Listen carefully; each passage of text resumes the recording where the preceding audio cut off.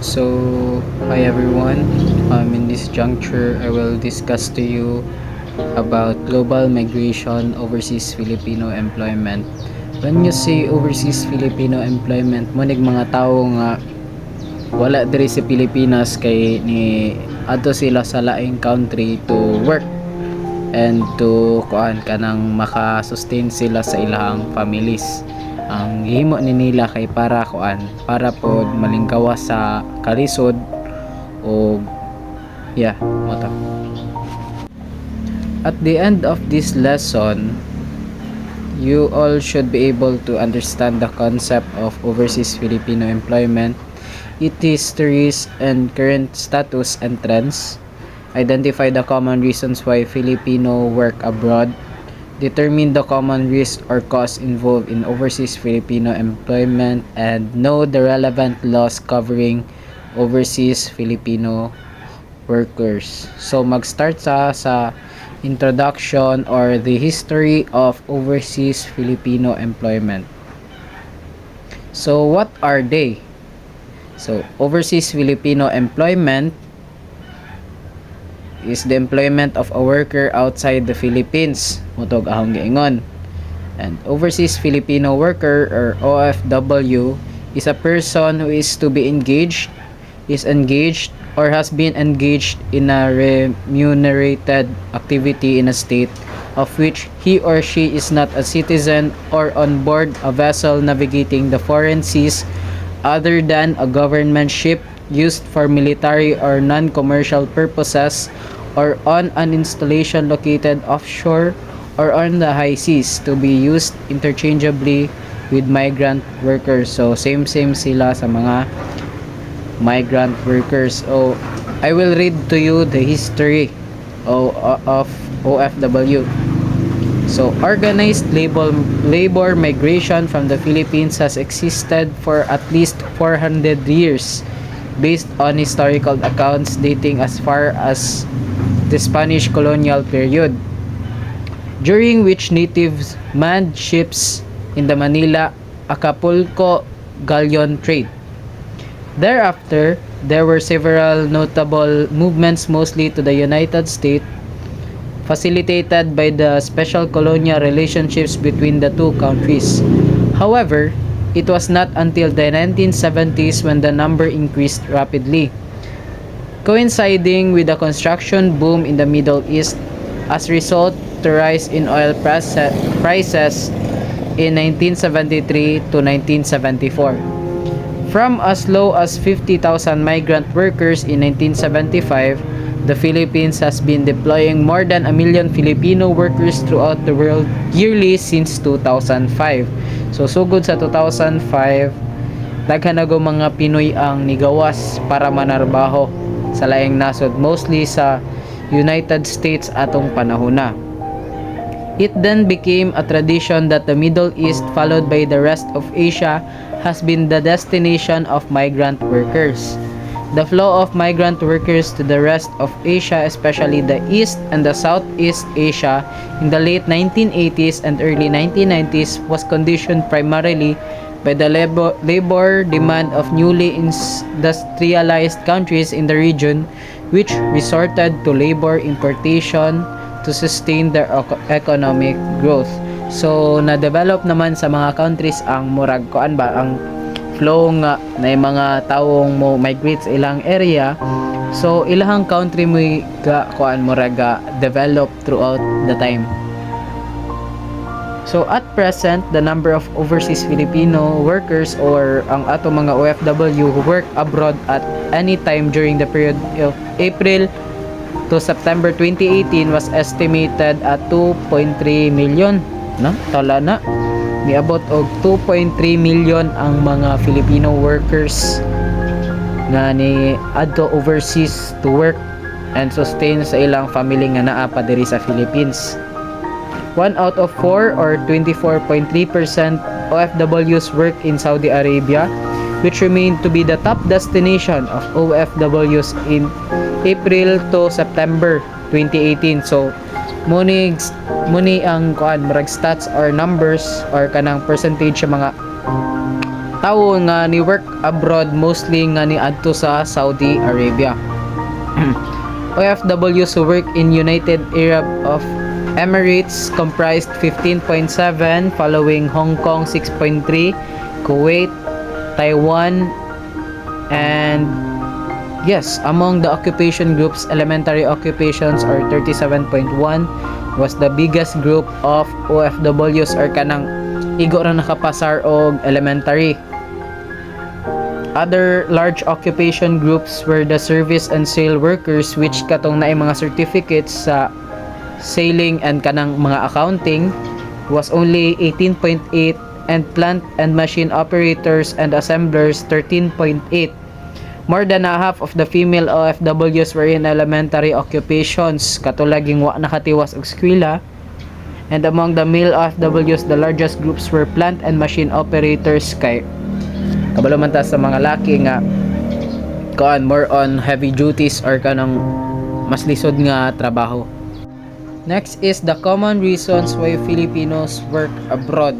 Like mangutan ako ninyo ron sa inyong mga kaila nga OFW, unsa may kuan common reason why mga ingana mga reasons. So common reasons, first is poverty. Poverty is an issue for a country like the Philippines. Its effect drive many Filipinos to find opportunities for employment abroad. Ordinarily, if someone could not find suitable source of employment in his or her own country, then there will be no other choice but to seek greener pastures. So, ang kapobrihan good ang first reason why mularga ang mga tao sa ilang own country, kay di man sila makasustain if magtanga ra sila. So mangita sila mga pamaagi nga mas mo earn sila more para mas dali pod silang mo magkakwarta. Sunod is unemployment and low wages. These are prevalent in the Philippines. This predicament is being carried even by a college graduate in the country. So makita nato nga medyo lesser jud ang sweldo diri sa Pilipinas, and murag kuan tungod sa kadaghan sa tawo mas less na pud tagkuan pribihiyong maka work, kay puno naman ang mga mga kampanya tungod sa kadaghang mga graduates. Even ang mga graduates nga naay mga diploma, certificates, di na sila ingon nga makasulod gudayon. Another reason is enhancement of professional skills. Filipinos also go abroad for their professional development. This is due to the reality that having a global experience gives them a career edge among any other Filipino professionals left working in the country. So, na yung mga OFW nga yato sila dito to study more or kanang mas ma-enhance ang ilang skills. Para sa akong kaila nga doktor nga to siya gawas, kay para mas ma-enhance pa and i-compare nimo sa mga mga doctors or mga coming doctors nga gastera diri sa country. Mas murag gud sila, mas enhanced or kanang mas mas napa sila knowledge about things, kay mas develop man dito. Next is curiosity. According to Natividad 2012, one of the reasons why Filipinos work abroad is to have experience, to travel and experience abroad. Working abroad gives the perfect opportunity for the working Filipino to travel and experience life overseas. So, ma-curious gud ta kung say itsura sa gawas, no? Munang gihimo ra nila reason to work abroad kay para makakuan pud sila, makalaag, kay ganan silang mulantog laing places and ganan silang makakita og unsay itsura didto and og unsay kalisod, and tinuod ba jud nga mas dako og sweldo didto. So curiosity. So there are common risks or costs of overseas Filipino employment. First common risk is abuse and violence. Both male and female OFWs are at risk of possibility of violence, abuse, trafficking, and false accusation.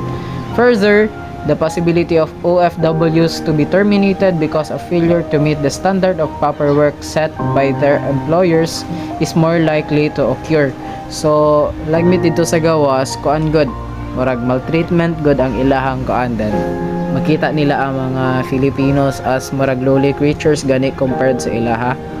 And yes, murag lisod ra kay gamay sayop nila, posible na silang tantangon sa ilang trabaho or pakuan na sila, palayaso na sila sa ilang gitrabahoan, pwede po silang pasakitan or unsa-unsa pang klase-klase mga violence ang buhaton nila.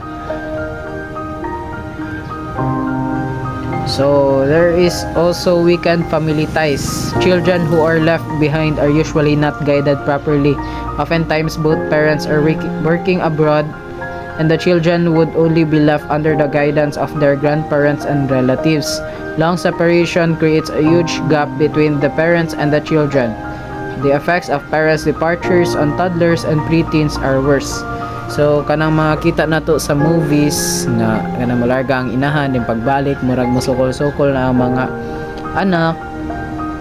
I mean not all pero most cases ingana gay mahitabo and luoy sila kay naningkamot sila sa gawas and diri murag ilang mga anak pinasagdaan na lang makaluoy. There are also relevant laws or mga acts nga mo cover sa Filipino workers ilang mga rights ba, and makita ra na ninyo sa akong gisan nga file dito sa atong GC or asa pa nga file nako isan. In summary, overseas employment is a part of parcel in a phenomenon of global partakes in this working abroad for a variety of reasons. However, overseas employment which feed off global does not come without any costs or risks, especially to the family left behind. Nonetheless, laws are intact to address the needs of OFWs, considering that millions of Filipinos now are engaged in Filipino overseas employment. So, moto kanang kuan ang overseas Filipino workers dili lalim ang ilang trabaho dito. There are common risks nga possible mahitabo nila and napoy effects sa kuan ilang mental, physical and emotional health, mostly sa ilang kuan, most especially if na sila family nga nabilin sa ilahang country, which is lisod good and ma-affect pod ang kuan murag ang ilang kuan ba family ties or kanang connection nila between them and loy kay ang mga anak ng mga bilin diri.